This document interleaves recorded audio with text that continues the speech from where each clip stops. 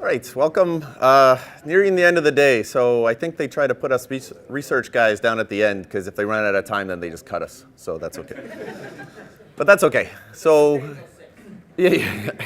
Now that I have the mic, no. So what I wanted to talk about is we've spent some time over the last year looking at containerized environments and how they're working with spectrum scale and what works, what doesn't work, and developing the drivers for it. So that's what I wanted to go through now. It's not really an overview of containers, so if you are sort of looking for an education on that part, I am fortunately not doing that. And it's also not an expert level, so if you already know all about it, you're going to be bored. But anyways, I'll try to find the middle ground and ask as many questions as you want. All right. Up and down arrow me? Yeah, there we go. Okay, so what I wanted to do is give a little bit of an example of what we're seeing in some, for this audience, scientific workflows about how developers are operating, right? So the dream is that they have their Mac and their little laptop and they can do everything on that, right? Why would they want to have to deal with a Linux cluster somewhere? Want to work on their laptop. So it starts off with a developer workstation. And what they can do is work with containers, develop their containers. They can do multiple, they can use MPI, they can do whatever they want on-site on their Mac laptop or Windows or whatever they're using. And then when they're done and they have something to run, they push their container off to this registry. And you can just develop a private registry within your organization. From there, the scheduler can then take it and launch it onto whatever computer that you're running. Now, I put in, there's many different ways to do this. In terms of things that are free, things that are open source, things that cost money. And it also includes LSF, and you can run your containers using that, as well as Conductor for Containers is something that the same team, but Spectrum Computing is also putting out, and they have, I think, a 1.1 version of now, which is a wrapper around Kubernetes. So you can run it using that, and then I put down at the bottom, and don't forget that this may or may not be a virtualized environment, and you can always use OpenStack for that as well. And then get results, right? That's the point of running the whole thing. And they start over, right? This is the loop that the developers are going to be in. So this is the workflow that I wanted to do, and I'm going to try to be brave here to do a demo about showing that I'm using, on my Mac, using Docker for Mac, and I'm just going to push off to a local registry that's sitting in a VM on my Mac in VirtualBox. And then from there, I can run the container. So let me, without giving too much advance notice, let me try to go through just a single flow of this. And please ask questions along the way. All right, so the first thing I'm going to do is run a container. So from Docker Hub, I just downloaded an IOZone container. Just did Docker run IOZone, and boom, it downloaded it, and now I can run IOZone inside of a container. And what I'm doing here, you'll notice, where are we here, is I'm giving it a volume. So I'm giving it /temp from my Mac. And it's going to appear as /demo inside the container. And I made this one interactive. It doesn't have to be. So when I run that now, if I do mount grep demo, you can see that the directory that I gave it appears as /demo. Now, the little trick here is that Docker for Mac is actually a small little Linux VM running inside my Mac. Otherwise, the whole thing wouldn't work. But, and their file system that they wrote to combine the HFS with the Linux file system is called OSXFS. So that's the type of file system that my mount point is running. And then from there, if I can find my history here, I can just go back and run IOZone, right? We've all seen this kind of thing. So the point being is that have a container, mounted some POSIX file system effectively to it, and then doing my tests, right, that's running against. So IOZone here is running against this OSXFS file system that's been put into the container. All right, so now that I have my container, if you remember, the next step of the process was to push it off to a repository. So assuming my VirtualBox hasn't been completely down yet. You can see that what I can hear is first I got to tag it. So I have this image, it's ready for me. So I want to give it a tag that basically indicates that I want to push it off to a remote repo. And this repo is at GPFS VM. That's the VM running on my box. So I tag it, and then I push, give it a new name, and I push this now to the registry. And hey, it's working. Phew. That was the hardest part right there. And you can see that it says mounted from IOZone. What that meant was that, in fact, the layers of this image that it's composed of was already there because I've done this test a million times to prepare for this. But the good and bad thing of that was, A, you didn't get to see the layers transported across. But B, what it meant was, because I didn't make any changes, in this case, there was no data to push. So it was very fast. If I had made some changes and saved a new version of it, all it would have pushed is the very top layer and those changes. It wouldn't have had to push the whole thing again because all of these layers was already sitting in my registry service. So any of the changes in the churn that they're doing, they're only pushing the many things at each time. All right, so this one's called IOZone 6. So now we switch over to my VM.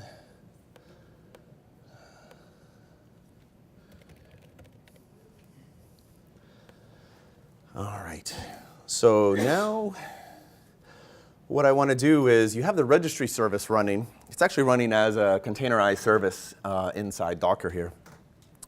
And I need to pull it out before I can run it. So that was the name that I gave it, right? In terms of now it's running locally, but that was the name. So I pull it, and it pulls it down into what you consider as the local. Think of it as like Git, right? You have your local remote repository and your local. So now it's pulled it into its local. So now I want to run it. But first thing what I need to do is create some storage for it. So GPFS is running in this VM. And Single VM running a scale cluster? Single scale cluster, exactly. And I just gave it a disk image for GPFS to mount off of my Mac again.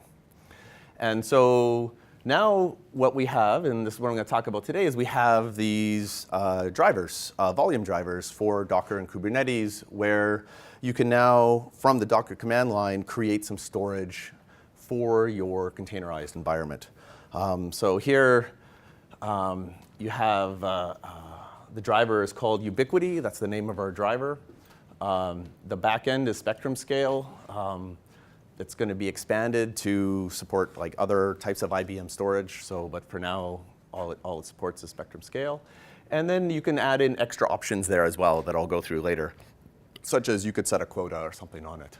But the point here is that this is done from the Docker command line. This is not a GPFS admin. This is not anything that someone needs to know from that perspective.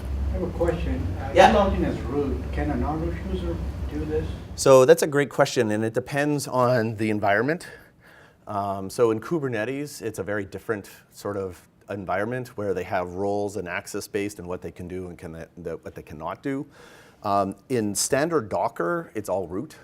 But if you go and get Docker Data Center, when you pay money, then you get extra security features as well. So it's kind of the security aspect, I would say, is the varies from system to system at the moment. It's one of the key things. The GPFS file system mounted on it. Do you have a root squash or anything like that? So no, I don't have root squash or anything mounted. And so the environment here would be where the users themselves have zero access to the host, and they can never launch into the host. And so even though the GPFS is running there, they're not allowed to SSH into there. They're not running a job directly on there. They're completely isolated into these containers, and I'll talk about that in a second as well. So here, let's create a volume. Now, I got like 1 million levels of debugging on. Oh, well, that didn't take very long. All right, so now I created a volume that actually boiled down to a GPFS file set.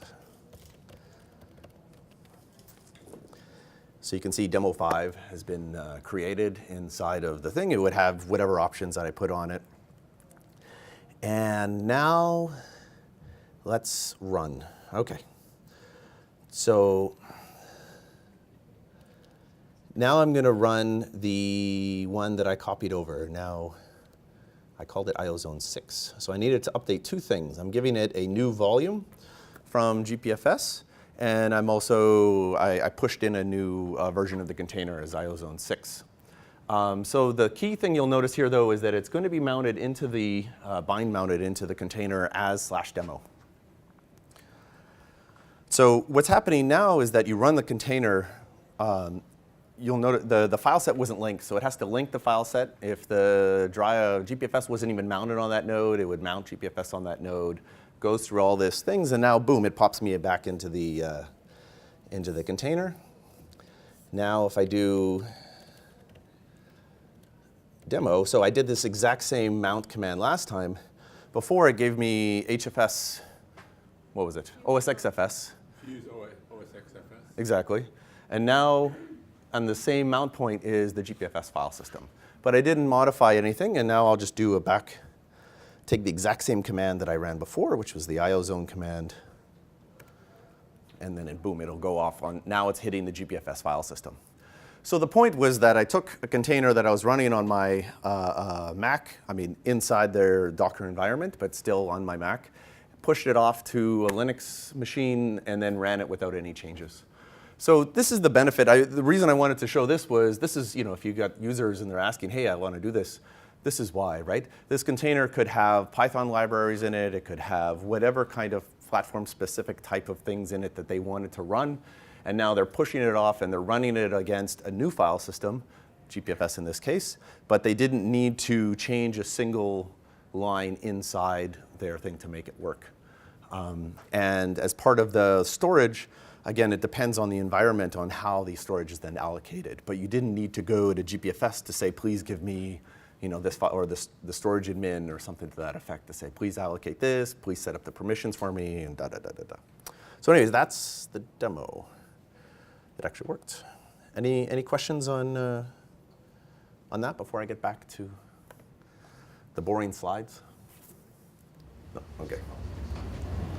Will you cover dependencies of the versions of for instance, in the Docker container, you have to stick to specific versions of kernel, or you have the same dependencies that GPFS does running on? Yeah. So in this environment, GPFS was running in the host. So the setup would be is you install GPFS on your hosts. Let's say, so you have a Linux cluster and it is where it is all the time, except that instead of running the applications natively against the file system itself, they're running in the container against the file system itself. So the GPFS part didn't change. Yeah, and the driver then abstracts the need to request storage from a storage administrator. It allows the environment, Docker or Kubernetes, to manage the storage unto itself. So for example, in the Kubernetes side, you can ask for temporary volumes that essentially will be just immediately deleted when they're done. So if you put in that request into your Kubernetes job, then when it spawns, it'll use that as like a temporary storage space, let's say a scratch space. And then as soon as the job's done, boom, all that data is cleaned up. And so you can manage the life cycle from the framework itself, like Kubernetes or Docker or something to that effect. Important small point there is that Docker and Kubernetes, they're kind of moving independently, but they're moving towards the same goal. We're seeing the exact same things happening in both communities. And I think that because people like us are getting involved in both communities, that they're getting the same requirements and pushed into the same direction. So whatever you don't see in one is probably going to appear in the other over the next year or two. Is there any options to tune how the file set gets created? Yeah. So I'll get through some of that and then get into. So right now we just put in some basic features, but we can add in anything. So there's no limit. It's just do we really want to replicate the entire thing, or what?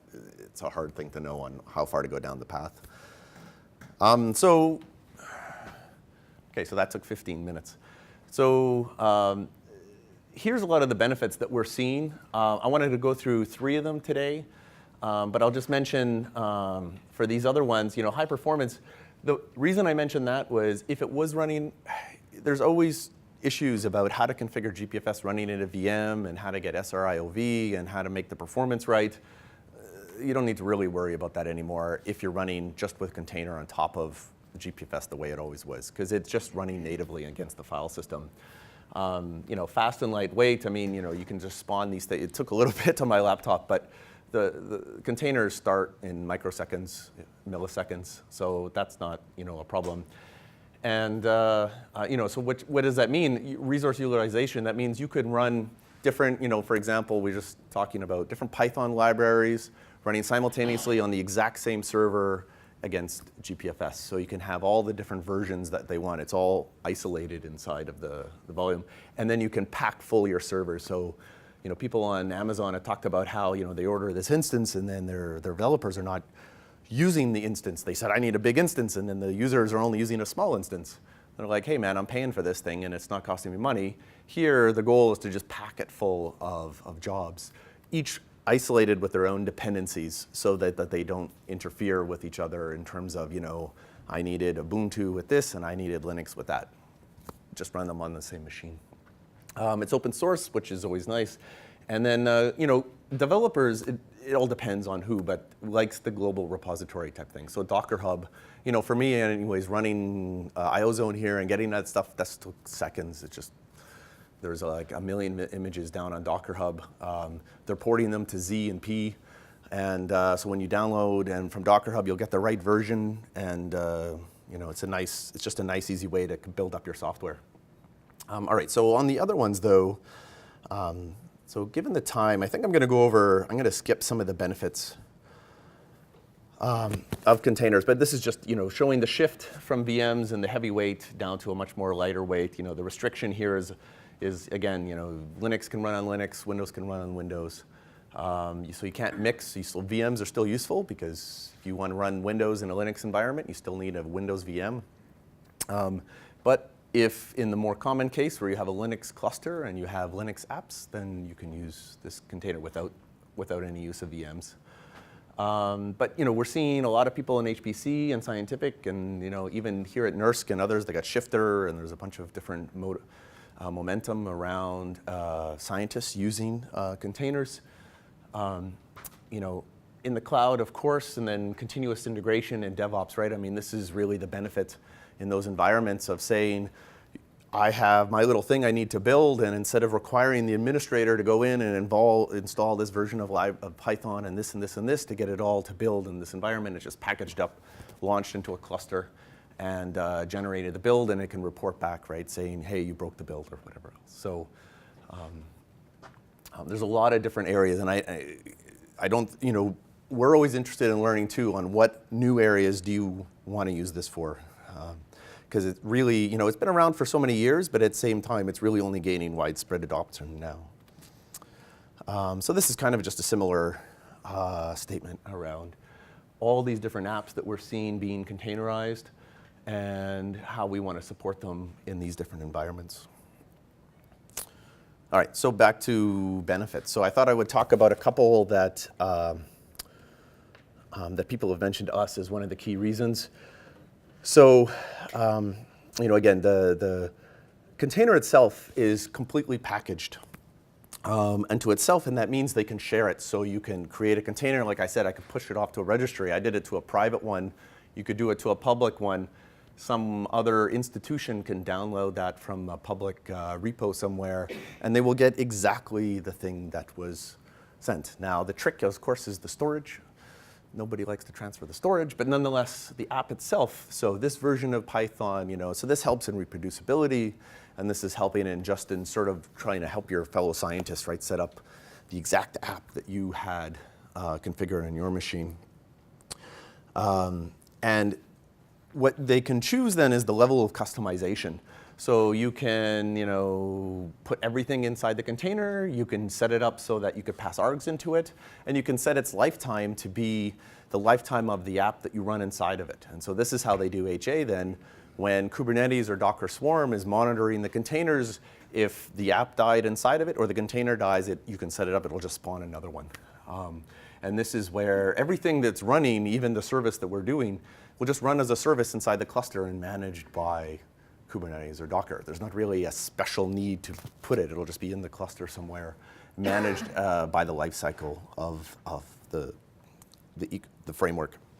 One important point that I always forget about and I wanted to bring up was, so there's two different ways to create containers, and then the level of portability changes. So an image is where it's completely packaged, and let's say you needed to do install a package, you ran yum update, and you installed it all, and it's all sitting inside there, so it's very portable. The Docker file is the sort of the set of commands that you would have run to create the container, but you never created it. It's just a small text file. And it's important to remember that this isn't as portable as the image itself, because yum update, as we all know, depending on the second you run it, will give you different results. So you can share Docker files, and that's good, but it's not the same as sharing actual images. All right, so that's any question on that side, or?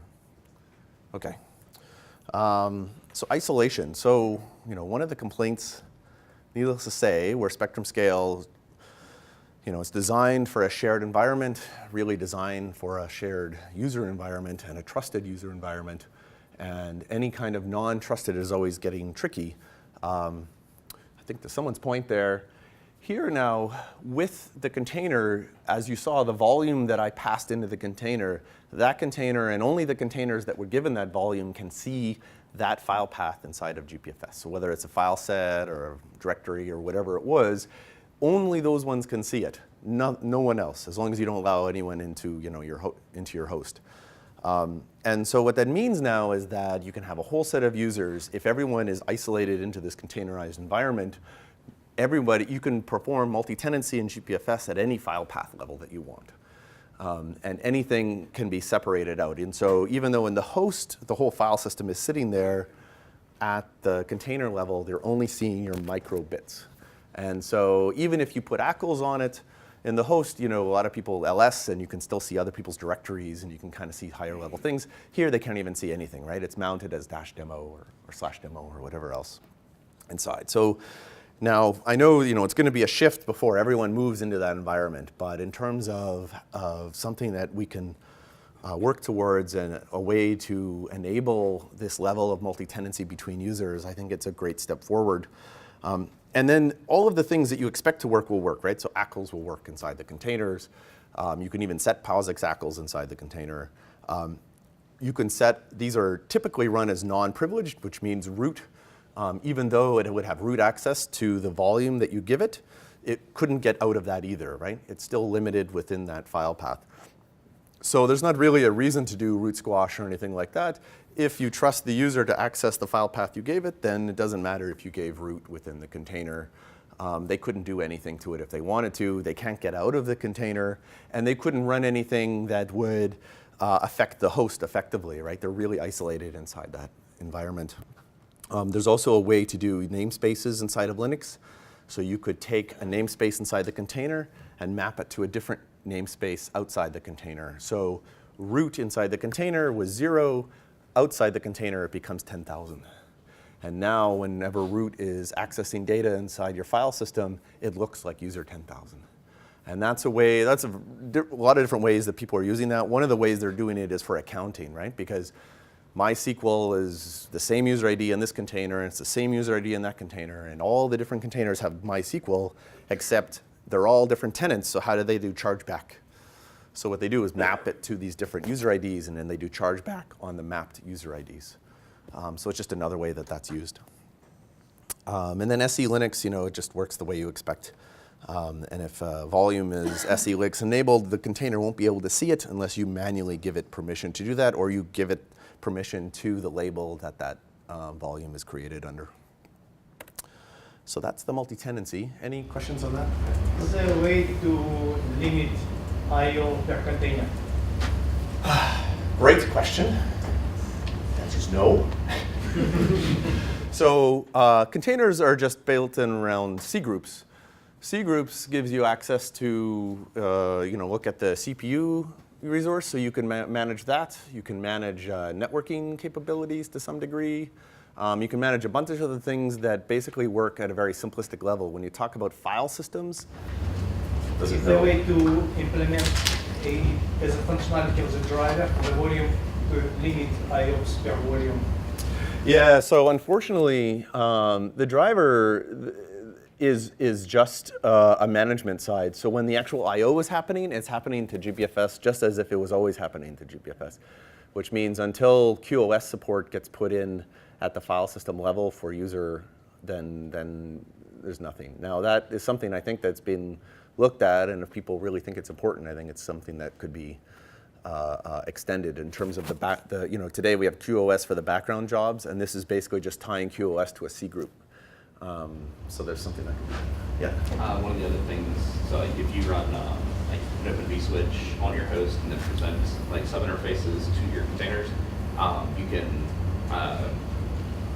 can QoS and cap the interface, the sub-interfaces bandwidth-wise. So you can do it from the network side. Yeah. To attack it, yeah. So that might be a way to do it as well. It wouldn't really help you in terms of like overloading your metadata service, I guess, but from the I/O perspective, yeah, that would be a good way. So there's sort of like roundabout ways, but not, direct ways. So Yeah. you can actually do that with Mistral, the tool I Right. presented earlier. So you could inject Mistral into the container and then set a limit to how much data or metadata you want the tool to be able to perform. But would that work for native GPFS? Yeah. Oh, okay. At the back end, so what are you doing differently in the container? Do you have a separate set of binaries, or are you bind mounting, or how is it that you're presenting? The storage? Yeah. So yeah, when the container runs, the volume that I give it is just bind mounted into the container. Yeah, so that's where it's just native POSIX access.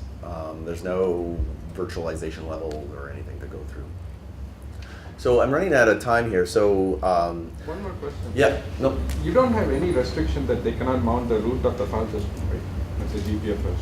The root of the file So system. instead of just mounting a file set, they can just easily modify the Docker command to just mount the top. So this goes back to a question about security. It all depends on what kind of things you enable to allow the users to run. So there's something called the file path plugin where you can bind mount any file path plugin into the container. You can just disable that. And then now they can't use file path plugins, and they can only use the plugins that, let's say, that you give them through Ubiquity to get access to their different volumes. So that's something where it all depends on the level of access you give them.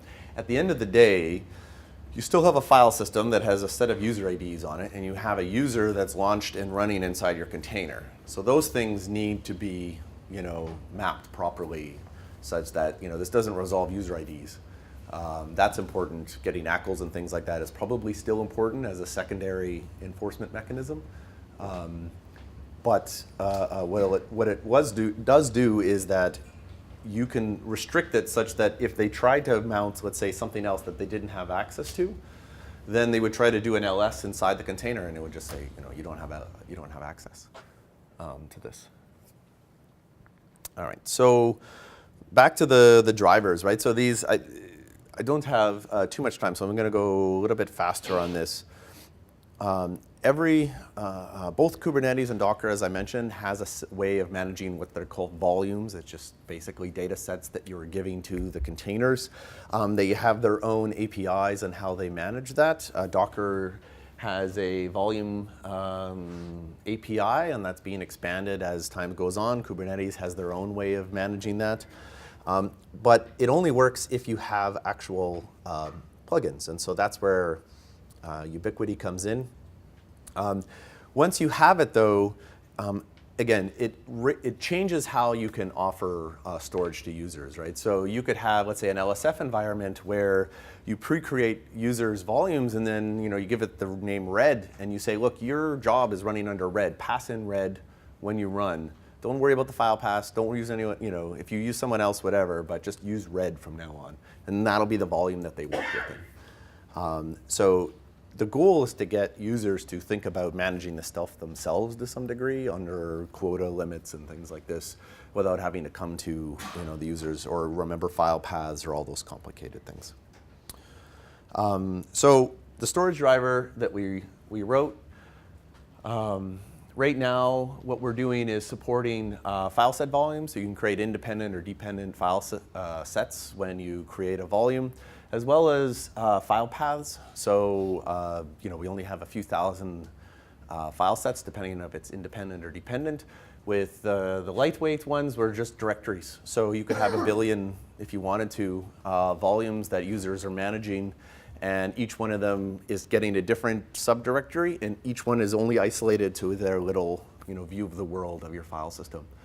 And you can set them up into different file sets. So let's say you pre-created file sets that has this capability and this one that has this capability. Maybe one has encryption, one doesn't. And then when they launch and they create their volumes, they could pick which sort of file set they want to put it inside. And then that way it's essentially they get a template where you do a create, you give it I want one that has this. The block guys talk about, well, I want an Oracle VM, or I want an Oracle volume that's optimized for Oracle, whatever that means for your use case. Then it gets mapped into, let's say, a file set, or it gets mapped into a storage area that's good for the type of workload that they've requested. So the key item here is that it's available. So it's on the public IBM GitHub. So you can now go and download the plugins. Again, remembering that this is from research. And we're working, obviously, with all the team here, but still remembering that it's from research. And essentially, there's a service that you need to run that creates the volumes. And then for Docker, there's a special plugin. And then for Kubernetes, there's a couple set of plugins that you need to run if you want to integrate into those environments. And so we'd love to hear back from you. We'd love for you to download, try it out, tell us what you think, what features are missing, which ones do we need, all those great things. And then we make it more formal and more production ready over time. So, and just again, remembering that this does not affect the I/O path. This is management side. So it's not going to slow anything down, and it's not going to delete your data because it's not in the I/O path. So, but I still recommend you put it into a little sandbox for the moment, as always with research code. So, but it's public. So hopefully people feel free to contact us. Feel free to let us know what you think. Give it a try, and we'll go from there. Any questions? Final questions?